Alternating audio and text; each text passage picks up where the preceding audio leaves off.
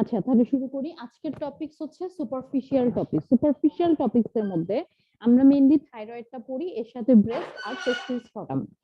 তাহলে প্রথমে চলে আসি থাইরয়েড গ্ল্যান্ড। যেহেতু এগুলো সবগুলোই আমরা সুপারফিশিয়াল অর্গান করতেছি, এই সবগুলোই আমরা কোন প্রব দিয়ে দেখব? হাই ফ্রিকোয়েন্সি লিনিয়ার প্রব দিয়ে। ঠিক আছে, তাহলে থাইরয়েড গ্ল্যান্ড দেখার জন্য আমরা হাই ফ্রিকোয়েন্সি লিনিয়ার প্রবটাকে ব্যবহার করছি। যেহেতু এটা দিয়ে সুপারফিশিয়াল অর্গান দেখতেছি, তার মানে কি এটা ডেপথটা কম।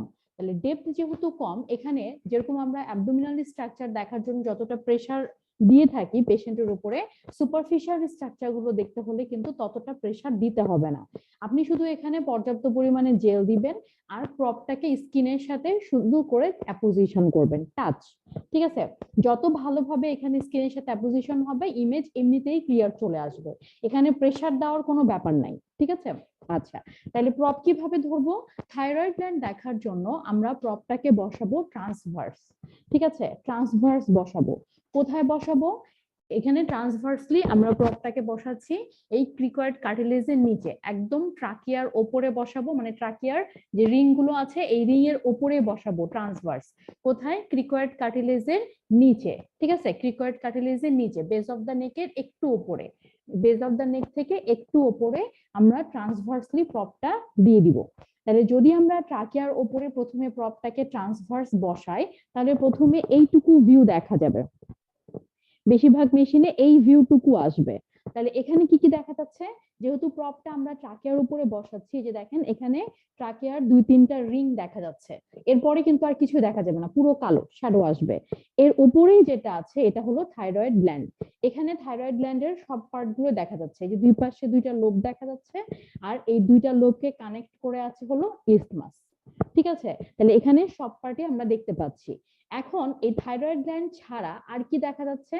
এই থাইরয়েড গ্ল্যান্ডের ওপরে এখানে 2টা মাসল লেয়ার আছে। ঠিক আছে, 2টা মাসল একসঙ্গে লাগানো আছে, এই জন্য আলাদা করা যাচ্ছে না। কি কি মাসল? জাস্ট গ্ল্যান্ডের উপরে যে মাসলটা আছে এটা হলো স্টার্নোথাইরয়েড। ঠিক আছে, থাইরয়েড গ্ল্যান্ডের একদম উপরে যে মাসলটা সেটা হলো স্টার্নোথাইরয়েড, আর তার উপরে যে আরেকটা মাসল আছে এটা হলো স্টার্নোহাইরয়েড। ঠিক আছে, তাহলে থাইরয়েড গ্ল্যান্ডের উপরে বরাবর একটা হচ্ছে স্টার্নোথাইরয়েড মাসল আর একটা হচ্ছে স্টার্নোহাইরয়েড মাসল। ঠিক আছে, এইটুকু স্ট্রাকচার আমরা যখন ট্রাকিয়ার উপরে প্রপ দিব তখন দেখতে পাবো। এখন নেক রিজিয়নে থাইরয়েড গ্ল্যান্ড ছাড়া আর কি কি জিনিস আছে, মানে সাইডের দিকে আর কি কি জিনিস আছে, এগুলো দেখার জন্য প্রপটাকে আমরা সাইডের দিকে নিয়ে যাবো, মানে সাইড টু সাইড। তাহলে আপনি যদি রাইটের জিনিসগুলো দেখতে চান, তাহলে ট্রান্সভার্সলি আপনি প্রপটাকে রাইট সাইডের দিকে স্লাইড করবেন। যখন আপনি লেফটের জিনিসগুলো দেখতে চাইবেন, লেফটের দিকে স্লাইড করবেন, জাস্ট ট্রান্সভার্সলি। তাহলে কি কি দেখা যাবে? মোটামুটি দুই দিকে আমরা একই স্ট্রাকচার দেখতে পাই। ওপরে দেখেন একটা বড় সড়ো মাসেলের কাট সেকশনাল ভিউ দেখা যাচ্ছে। ঠিক আছে, কাটা ভিউ। এই যে কাট সেকশনাল ভিউটা দেখা যাচ্ছে এটা হলো স্টার্নোক্লেডোমাস্টয়েড। ঠিক আছে, কাট সেকশন অফ স্টার্নোক্লেডোমাস্টয়েড। নিচে এখানে 2টা ভেসেল দেখা যাচ্ছে, সেম ভেসেল। কি কি? জাস্ট থাইরয়েড গ্ল্যান্ডের সাথেই, মানে কাছেই লাগানো যে ভেসেলটা আছে এটা হলো কমন ক্যারোটিড আর্টারি। ঠিক আছে, আর এর থেকে একটু ল্যাটারালি যে ভেসেলটা দেখা যাচ্ছে এটা হলো ইন্টারনাল জুগুলার ভেন।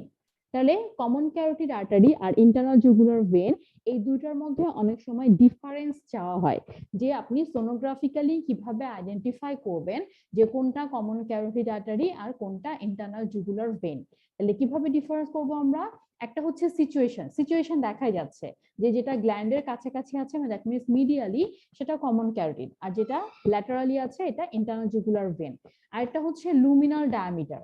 এখানে খেয়াল করে দেখেন যে কমন ক্যারোটিড আর্টারি, এটা লুমিনাল ডায়ামিটার হচ্ছে কম্পারেটিভলি স্মলার, ছোট সাইজে, আর ইন্টারনাল জুগুলার ভেনটা সাইজে বড় দেখা যাবে। আর্টারির ওয়ালটা থিক হবে আর ভেনের ওয়ালটা থিন হবে। এখন এখানে যদি আমরা প্রপ দিয়ে কম্প্রেস করি, প্রেসার দেই, তাহলে কম্প্রেস করলে কম্প্রেস হবে কোনটা? ভেন। ঠিক আছে, যেহেতু ভেনের ওয়াল থিন, আপনি যখন প্রপ দিয়ে এখানে হালকা প্রেসার দিবেন তখন দেখবেন যে ভেনটা কি হয়ে যাচ্ছে? কলাপস হয়ে যাচ্ছে। ঠিক আছে, কিন্তু যেটা কমন ক্যারোটিড আর্টারি, এটাকে চাপ দিলেও না যেরকম থাকবে, না চাপ দিলেও একই রকম থাকবে, কারণ এটা কম্প্রেসেবল না।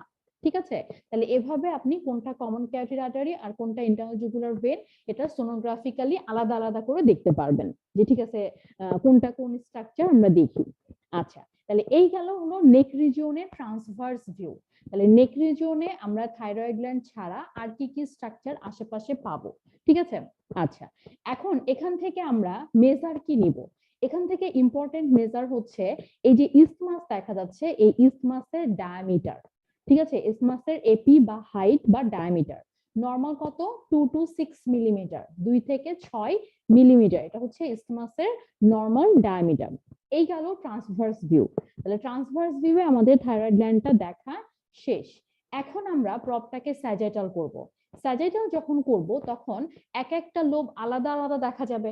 তার মানে আপনি যদি প্রপটাকে স্যাজিটাল করে রাইট সাইডে বসান তাহলে রাইট লোবটা দেখা যাবে, যদি আপনি লেফট সাইডে বসান তাহলে লেফট লোবটা দেখা যাবে, ঠিক আছে। তাহলে আমরা যদি ট্রাকিয়ার রাইট ল্যাটারাল বর্ডার বরাবর স্যাজিটালি বসাই তাহলে আমরা রাইট লোবটা দেখতে পাবো, যদি লেফট ল্যাটারাল বর্ডার বরাবর প্রপ স্যাজিটালি বসাই তাহলে আমরা লেফট লোবটা দেখতে পাবো, ঠিক আছে।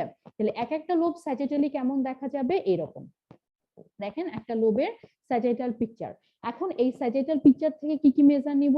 একটা হচ্ছে লেন্থ, ঠিক আছে, ইন্ডিভিজুয়াল লোবের লেন্থ, মোটামুটি নরমাল লেন্থ 4 থেকে 5 সেন্টিমিটার পর্যন্ত।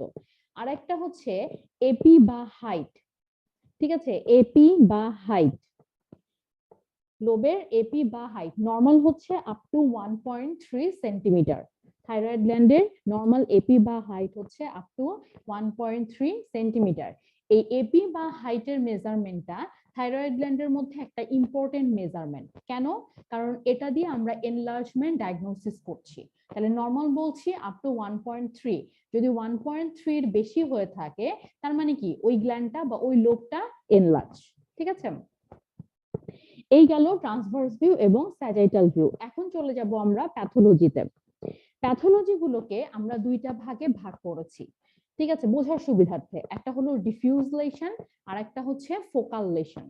ডিফিউজ লেশনের মধ্যে আমাদের দেশের পার্সপেক্টিভে সব থেকে কমন প্যাথোলজি হলো আইডিজি, আয়োডিন ডেফিসিয়েন্সি গয়টার, ঠিক আছে। IDG, iodine deficiency goitre. এছাড়াও আছে গ্রেভস ডিজিজ, ঠিক আছে, Hashimoto's thyroiditis, acute thyroiditis, subacute thyroiditis, এগুলো হচ্ছে ডিফিউজ লেশন, ঠিক আছে। ফোকাল যে সমস্ত লেশন আছে এগুলোকে আমরা অ্যাকর্ডিং টু অ্যাপিয়ারেন্স প্রথমে দুইটা ভাগে ভাগ করব। একটা হচ্ছে সিস্টিক, একটা হচ্ছে সলিড, ঠিক আছে। যেগুলো সিস্ট টাইপ সেগুলো সিস্টিক, আর যেগুলো সিস্ট না, জাস্ট সলিড একটা লেশন, তাহলে ওটাকে আমরা সলিড বলছি। সিস্ট গুণনকে আমরা আবার অ্যাকর্ডিং টু অ্যাপিয়ারেন্স সবসময় দুইটা ভাগে ভাগ করে থাকি, সিম্পল আর কমপ্লেক্স। এখানেও আমরা দুইটা ভাগে ভাগ করব, সিম্পল আর complex. Solid lesion of the thyroid gland এটাকে আমরা বলে থাকি থাইরয়েড নোডিউলস, ঠিক আছে। সলিড যে সমস্ত লেশন থাইরয়েড গ্ল্যান্ডে হয়ে থাকে সেগুলোকে আমরা থাইরয়েড নোডিউলস বলে থাকি। থাইরয়েড নোডিউলস মানেই হচ্ছে এটা নিওপ্লাস্টিক, ঠিক আছে। আপনি যখন নোডিউল কোনো সলিড লেশন থাইরয়েড গ্ল্যান্ডে পাবেন তার মানেই হচ্ছে সেটা নিওপ্লাস্টিক, ঠিক আছে। তাহলে নিওপ্লাস্টিক যদি হয়ে থাকে তাহলে নোডিউলস দুই রকম হবে, একটা বিনাইন একটা ম্যালিগন্যান্ট, ঠিক আছে। আচ্ছা, ইন্ডিভিজুয়াল পিকচার গুলো ইম্পর্টেন্ট কয়েকটা আমরা সোনোগ্রাফিক্যাল অ্যাপিয়ারেন্স করি, যেমন আইডিজি, আয়োডিন ডেফিসিয়েন্সি গয়টার, এটা বললাম আমাদের দেশ সব থেকে কমন। তাহলে আইডিজি এর ফিচারটা কি? আইডিজি এর মেইন ফিচার হচ্ছে এনলার্জমেন্ট, ঠিক আছে, enlargement of the thyroid gland. এখানে এনলার্জমেন্টটা কেমন হতে পারে? এনলার্জমেন্টটা হতে পারে পুরো গ্ল্যান্ডে, মানে লোব ইসমাস সম্পূর্ণ পুরো গ্ল্যান্ডে, অথবা এনলার্জমেন্টটা হতে পারে part by part. Part by part মানে কি?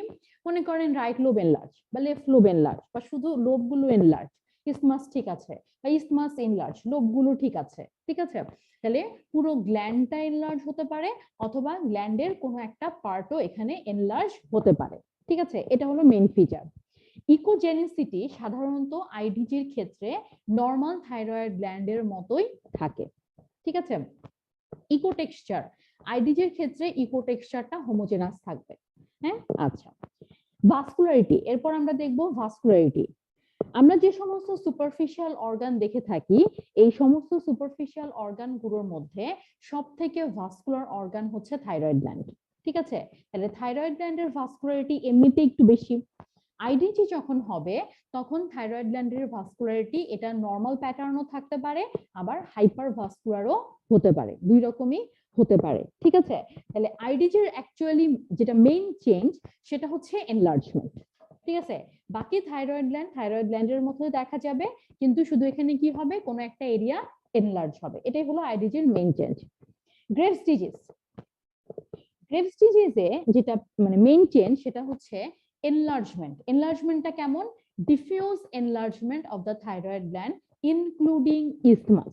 আইডিজিতে এনলার্জমেন্টটা এভাবেই হবে যে এটা শুধু লোব না বা শুধু ইসমাস না, এটা লোব এবং ইসমাস সম্পূর্ণ গ্ল্যান্ডটাকে ইনভলভ করবে।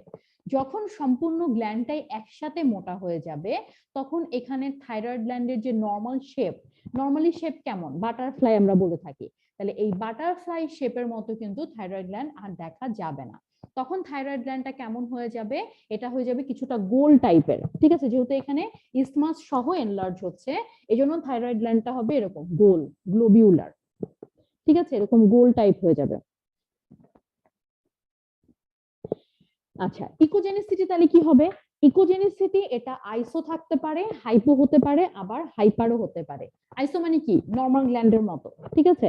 তাহলে নর্মাল গ্ল্যান্ডের মতো হতে থাকতে পারে, আবার কমেও যেতে পারে, বেড়েও যেতে পারে। তবে এখানে কমে যাওয়া ভ্যারাইটিটা সব থেকে কমন, মানে হাইপোইকুইক ভ্যারাইটিটা সব থেকে কমন, ঠিক আছে। ইকোটেক্সচার এখানে হোমোজেনাসই থাকবে। ভাস্কুলারিটি গ্রেপসের ক্ষেত্রে অলওয়েজ হবে হাইপারভাস্কুলার। যেহেতু গ্রেপসে ভাস্কুলারিটি বাড়ে, এই জন্য ইকোজেনিসিটিটা কমে যায়, যার জন্য হাইপোইকুইক ভ্যারাইটিটাই সব থেকে কমনলি পাওয়া যায়, ঠিক আছে। এটা হলো গ্রেপস। হাশিমোটোস থাইরয়েডাইটিস, এটাকে আমরা দুইটা ভাগে ভাগ করব, একটা হলো অ্যাকিউট আর একটা হচ্ছে ক্রনিক। তাহলে অ্যাকিউট হাশিমোটোস এবং ক্রনিক হাশিমোটোস যে কোনো অর্গানের অ্যাকিউট এবং ক্রনিক চেঞ্জের মতোই এখানে চেঞ্জ গুলো হবে। যেমন অ্যাকিউট হাশিমোটোস যদি হয়, তাহলে থাইরয়েড গ্ল্যান্ডের সাইজ কি হবে? এনলার্জ হবে। ক্রনিকে তাহলে কি হবে? ছোট হয়ে যাবে। অ্যাকিউটে ইকোজেনিসিটি কি হবে? হাইপো হয়ে যাবে। ক্রনিকে ইকোজেনিসিটি হাইপার হয়ে যাবে। অ্যাকিউটে ভাস্কুলারিটি বেড়ে যাবে, আর ক্রনিকে ভাস্কুলারিটি কমে যাবে। তাহলে অ্যাকিউটে যেগুলো অন্যান্য অর্গানেও অ্যাকিউট চেঞ্জ হলে যেমন হয়, ক্রনিকে অন্যান্য অর্গানে ক্রনিক চেঞ্জ হলে যেমন হয়, ঠিক ওইভাবেই চেঞ্জ হচ্ছে, ঠিক আছে। এটা প্রিডোমিনেন্ট ফিচার যেটা, সেটা হলো তার ইকোটেক্সচার। যদি এটা হাশিমোটোস হয়ে থাকে, তাহলে ইকোটেক্সচারটা হবে হেটারোজেনাস, ঠিক আছে। এটার মেইন অ্যাপিয়ারেন্স যেটা, মেইন চেঞ্জ আমরা যেটা দেখি, সাইজ তো বুঝলেনি, কম বা বেশি হতে পারে, ইকোজেনিসিটিও কম বা বেশি হতে পারে। তাহলে এটাকে অ্যাজ এ হাশিমোটোস হিসেবে ডায়াগনোসিস করব কি দেখে? তার ইকোটেক্সচার দেখে। তাহলে ইকোটেক্সচারটা এখানে হবে হেটারোজেনাস, ঠিক আছে। আচ্ছা, এবার চলে আসি তাহলে সিস্টিক লেশন। সিস্টিক লেশনটাকে আমরা দুইটা ভাগে ভাগ করলাম, সিম্পল আর কমপ্লেক্স। হ্যাঁ, তাহলে সিম্পল সিস্ট আপনি দেখলেই বুঝতে পারবেন, পুরোটাই কালো, এটা হচ্ছে সিম্পল সিস্ট। কমপ্লেক্স সিস্টের মধ্যে থাইরয়েড গ্ল্যান্ডের একটা কমন কমপ্লেক্স সিস্ট হচ্ছে কলোয়েড সিস্ট, ঠিক আছে। Colloid cyst. তাহলে কলোয়েড সিস্ট মানে কি বোঝাচ্ছে? এটার মধ্যে কি আছে? হ্যাঁ, কলোয়েড ম্যাটেরিয়াল গুলো আল্ট্রাসোনোতে কেমন দেখা যাবে?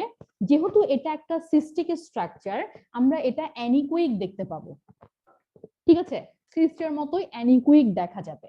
ভেতরে কি থাকবে? কলোয়েড ম্যাটেরিয়াল গুলো আল্ট্রাসোনোতে দেখা যাবে টিনি বা টাইনি হাইপারিকুইক স্ট্রাকচার, এরকম ছোট্ট ছোট্ট কিছু হাইপারিকুইক ফোকাই, ভেরি ব্রাইট ইকোজেনিক ফোকাই, ঠিক আছে। এই জন্য এটাকে আমরা হাইপারিকুইক ফোকাই বলছি।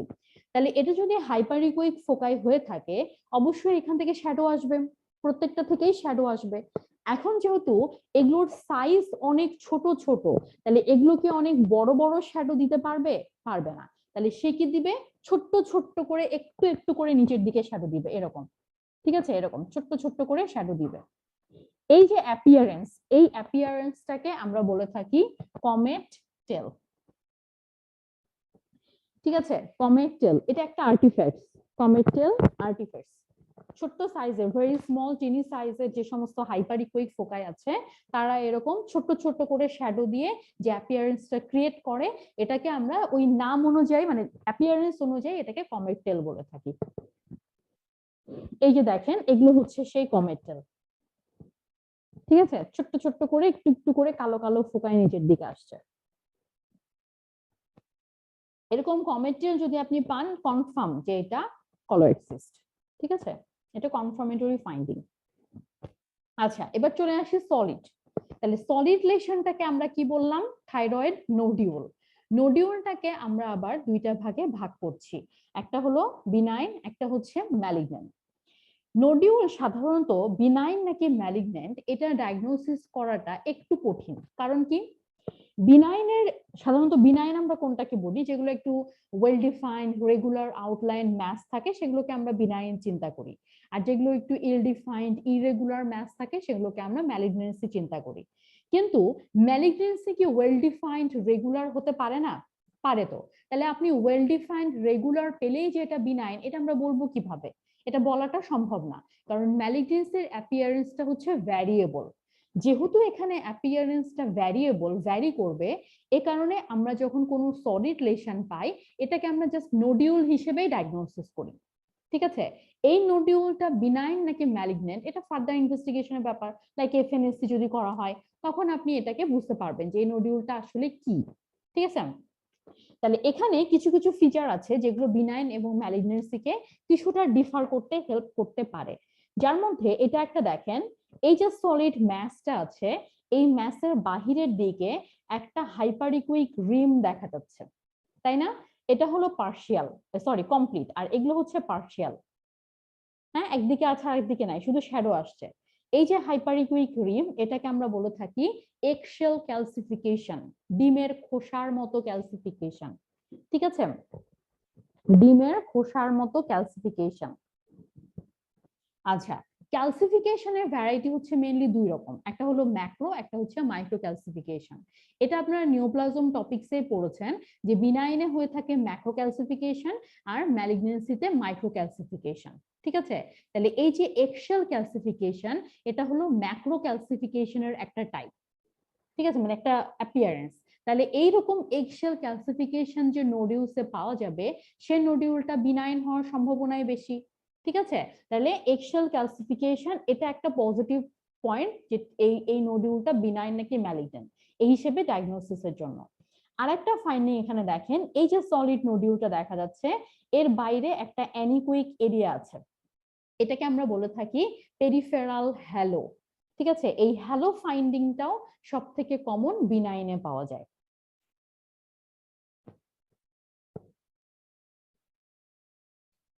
আচ্ছা, এগুলো সবগুলোই কিন্তু ম্যালিগনেন্সি। হ্যাঁ, যদিও এগুলোকে আমরা ম্যালিগনেন্সি হিসেবে ডায়াগনোসিস করছি না, এটাকে আমরা কি হিসেবে ডায়াগনোসিস করছি? অ্যাজ এ নোডিউল হিসেবে ডায়াগনোসিস করছি। এগুলো সবই ম্যালিগনেন্সি। এই যে ক্যালসিফিকেশন, ম্যাক্রো ক্যালসিফিকেশন। আচ্ছা, থাইরয়েড গ্ল্যান্ডে এরকম যখন কোনো সলিড লেশন আমরা পাই, কোনো ফোকাল লেশন পাই, এখানে আমরা রিজিওনাল লিম্ফ নোড দেখি। তাহলে এখানে কোন রিজিওনাল লিম্ফ নোড দেখবো? Cervical lymph node. তাহলে সার্ভাইকাল লিম্ফ নোডের যে সমস্ত অ্যানাটমিক্যাল পজিশন আছে এগুলোতে আপনি প্রবগুলো বসাবেন। কিভাবে বসাবেন? ট্রান্সভার্স না স্যাজিটাল কিভাবে বসাবেন? লিম্ফ নোডের ওরিয়েন্টেশন যেমন ঠিক সেভাবেই বসাতে হবে। ঠিক আছে, যেমন যেগুলো আপনার সাবমেন্টাল বা সাবম্যান্ডিবুলার লিম্ফ নোড এগুলো কিছুটা ট্রান্সভার্স থাকে, তাহলে আপনি ট্রান্সভার্সলি প্রব বসাবেন। কিন্তু যেগুলো অ্যান্টেরোজেন পোস্টেরোজেন এগুলো কিভাবে আছে?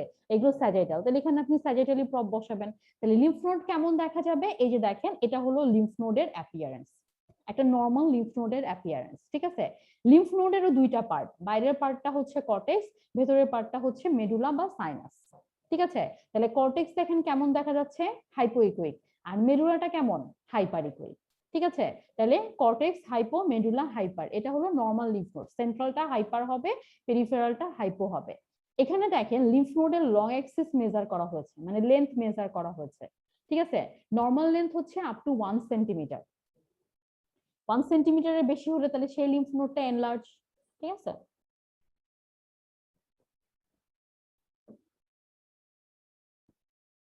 এখানে দেখেছেন এই থাইরয়েড গ্ল্যান্ডের ইকো টেক্সচার কেমন? এই যে ইকো টেক্সচার কেমন কেমন ইকো টেক্সচার? হেটারোজেনাস। তাহলে হেটারোজেনাস কিসে ছিল? হাশিমটোস। এটা হলো সেই হাশিমটোস থাইরয়েডাইটিস। এই যে দেখেন, দেখছেন গ্ল্যান্ডের অ্যাপিয়ারেন্সটা কেমন হয়ে গেছে? Totally heterogeneous. তাহলে এটা হচ্ছে হাশিমটোস। আচ্ছা, এখানে দেখেন গ্ল্যান্ডের শেপটা কেমন? গোল না, গ্লোবিউলার। তাহলে গ্লোবিউলার আমরা কিসে পেলাম? গ্রেপস। তাহলে এটা হলো গ্রেপস। এই তো প্যারাথাইরয়েড গ্ল্যান্ড, এটা নরমালি দেখা যায় না, আমরা এটা পড়বো না। নরমাল নেক রিজিয়নে প্যারাথাইরয়েড গ্ল্যান্ড এত সুন্দর বোঝা যাবে না। আমরা চলে যাব পরের টপিকসে, ব্রেস্ট।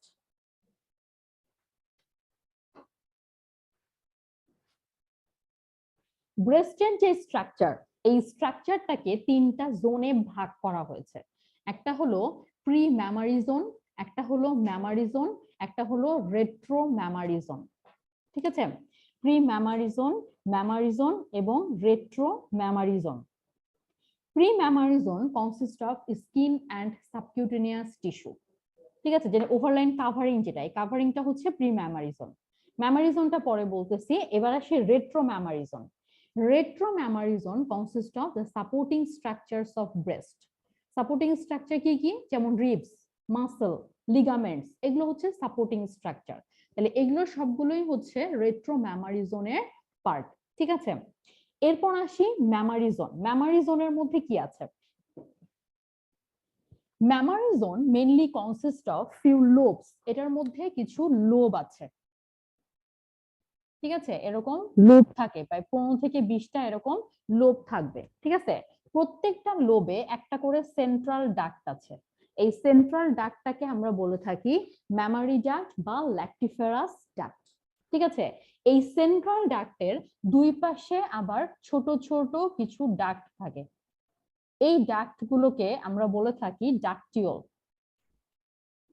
ঠিক আছে, এই ডাকটিওলের মাথার উপরে, প্রত্যেকটা ডাকটিওলের মাথার উপরে এরকম করে ছোট ছোট কিছু লোব আছে। এই লোবগুলোকে আমরা বলে থাকি লোবিউল। ঠিক আছে, তাহলে লোব আছে, লোবের মধ্যে ডাক্ট আছে, ডাক্টের সাথে ডাকটিওল আছে, এবং ডাকটিওলের সাথে আবার কি আছে? লোবিউল আছে। তাহলে এখন যদি বলা হয় যে ব্রেস্টের স্ট্রাকচারাল ইউনিট কি? ব্রেস্টের স্ট্রাকচারাল ইউনিট হচ্ছে একটা করে ডাকটিওল আর একটা করে লোবিউল। ঠিক আছে, এটা হলো ব্রেস্টের স্ট্রাকচারাল ইউনিট। এটাকে সংক্ষেপে আমরা বলে থাকি terminal ducto lobular unit, TDLU, terminal ducto lobular unit, TDLU। ঠিক আছে, তাহলে এটা হলো স্ট্রাকচারাল ইউনিট অফ ব্রেস্ট। আচ্ছা, এছাড়া এই লোব ছাড়া আর কি আছে? লোব ছাড়া ভেতরে যেগুলো আছে এগুলো জাস্ট স্ট্রমা। ঠিক আছে, সাপোর্টিং স্ট্রমা, কিছু ফাইব্রাস টিস্যু আছে।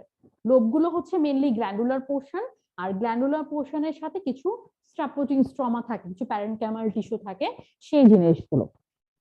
তাহলে এখানে এই তিনটা জোন দেখেন। এই ওপরের যে সাদা লাইনটা দেখা যাচ্ছে এটা স্কিন, আর এর নিচে যে একটু তুলনামূলকভাবে হাইপো এরিয়া, এটা সাবকিউটেনিয়াস টিস্যু। তাহলে এইটুকু এরিয়া হলো প্রি ম্যামারি জোন। ঠিক আছে, আর এই মাঝখানে যে এরিয়াটুকু দেখা যাচ্ছে সাদা সাদা এবং কিছু কালো কালো, এটা হচ্ছে ম্যামারি জোন। তাহলে এই ম্যামারি জোন আর এই প্রি ম্যামারি জোনকে ডিফার করেছে, দেখেন একটা ইকোজেনিক লাইন আছে। এই লাইনটাকে আমরা বলে থাকি অ্যান্টেরিয়র ম্যামারি ফাসা। ঠিক আছে, তাহলে অ্যান্টেরিয়র ম্যামারি ফাসা এটা কি করছে?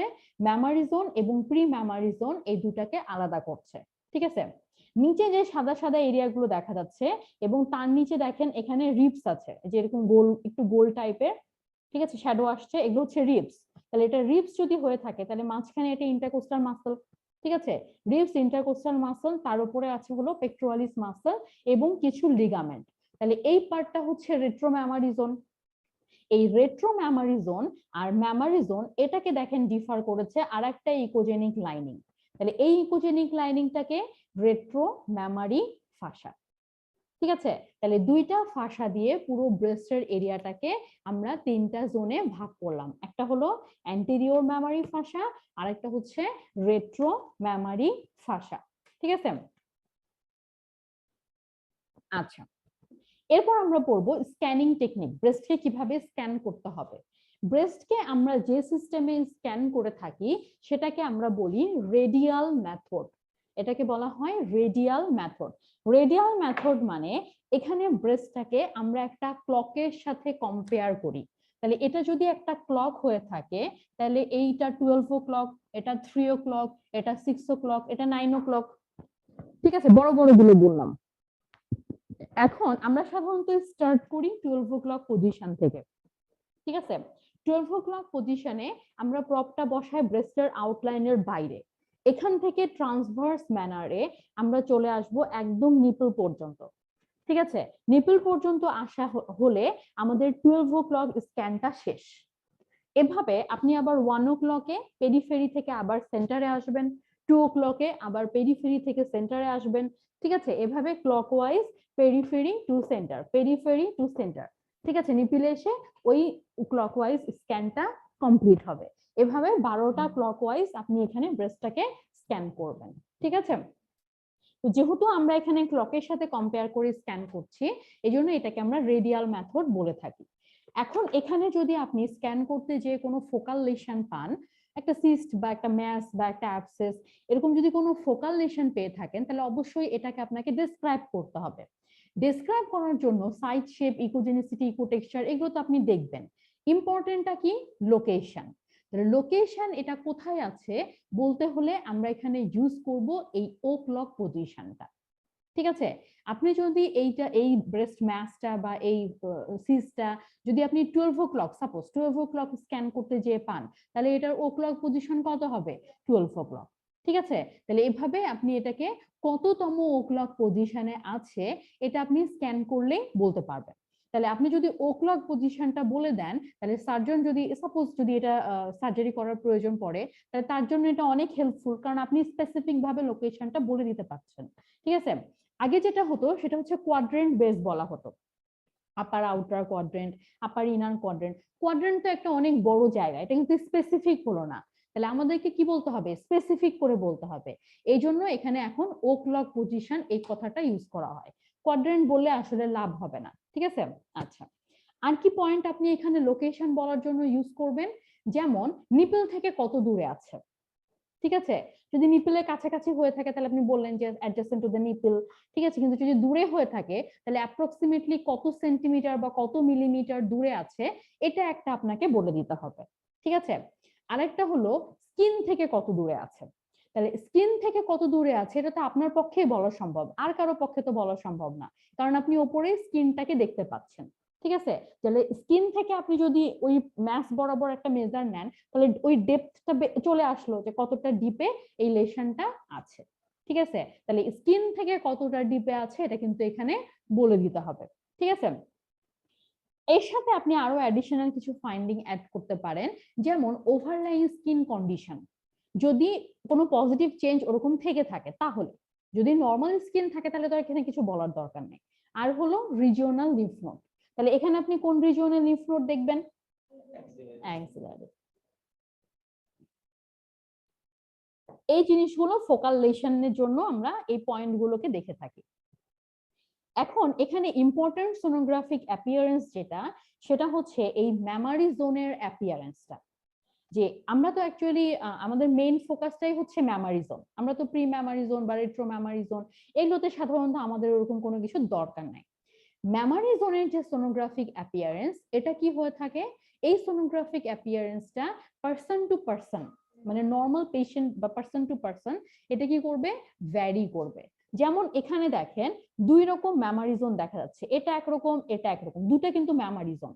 তাহলে এটা এই যে ম্যামারি জোন এবং এই যে ম্যামারি জোন দেখা যাচ্ছে, এই দুটাই কিন্তু নর্মাল।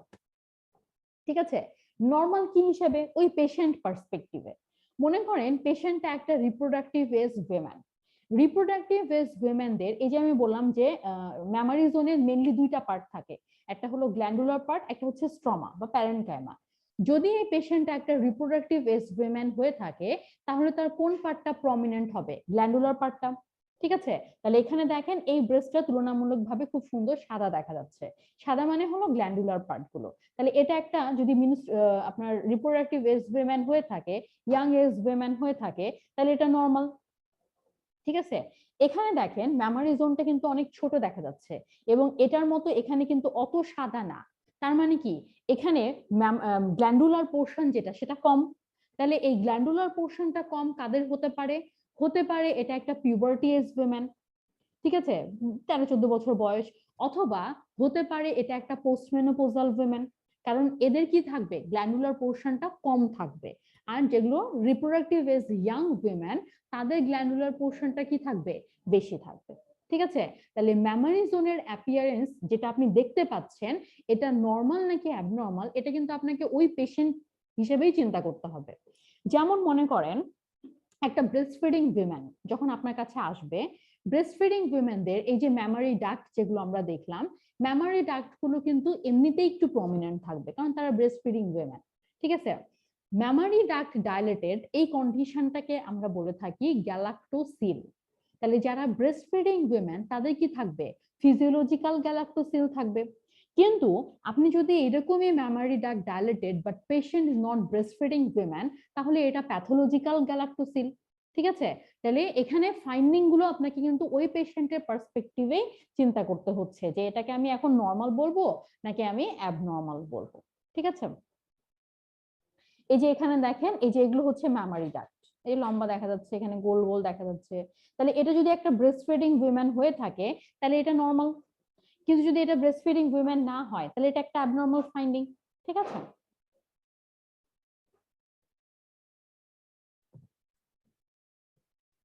এখানে আরেকটা কন্ডিশন হচ্ছে, দেখেন এটা pathological condition, duct ectasia. Duct ectasia মানে হচ্ছে dilatation and hardening of mammary duct. Dilatation and hardening of mammary duct. Mammary ডাক্টটা ডাইলেটেড হবে, ওয়ালটা হার্ড হবে। সাধারণত এখানে পেশেন্টের পেইন এর সাথে ডিসচার্জের হিস্ট্রি থাকে। ঠিক আছে? এটা প্যাথোলজি, এটা সরাসরি প্যাথোলজি। আচ্ছা, এই যে দেখেন টিডিএলইউ, টার্মিনাল ডাক্টিলোবিউলার ইউনিট, এটা একটা 3D পিকচার দেখাচ্ছে। ঠিক আছে? 3D করে সুন্দর জুম করে দেখাচ্ছে। আচ্ছা, এই যে দেখেন এগুলো সবগুলোই কিন্তু মেমোরি জোন, এক একটা এক এক রকম না, কিন্তু সবই নর্মাল। ঠিক আছে? আচ্ছা, এখন চলে আসি ফোকাল লেশনে। এই যে দেখেন এগুলোতে ব্রেস্টের মধ্যে ম্যাস দেখা যাচ্ছে। এই ম্যাস গুলো কেমন? ইররেগুলার না, ইল ডিফাইন্ড, এগুলো সরাসরি ম্যালিগনেন্সি। এই যে দেখেন এক্সটেন্সিভ ইন নেচার। ঠিক আছে? ইররেগুলার আউটলাইন, দেখেন ঢুকে যাচ্ছে। এই ম্যাসটা দেখছেন কতটা এক্সটেন্সিভ? হ্যাঁ, এখন যদি আপনি এই ম্যাসটাকে রিমুভ করেন এটা আবার হবে না? এই জন্য ব্রেস্ট কার্সিনোমা পেশেন্টদের যদি আপনি মানে মাস্টেকটমি না করেন, যদি আপনি জাস্ট ম্যাসটাকে রিমুভ করেন বারবার হতে থাকবে। ঠিক আছে? এগুলো সবগুলোই ম্যালিগনেন্সি।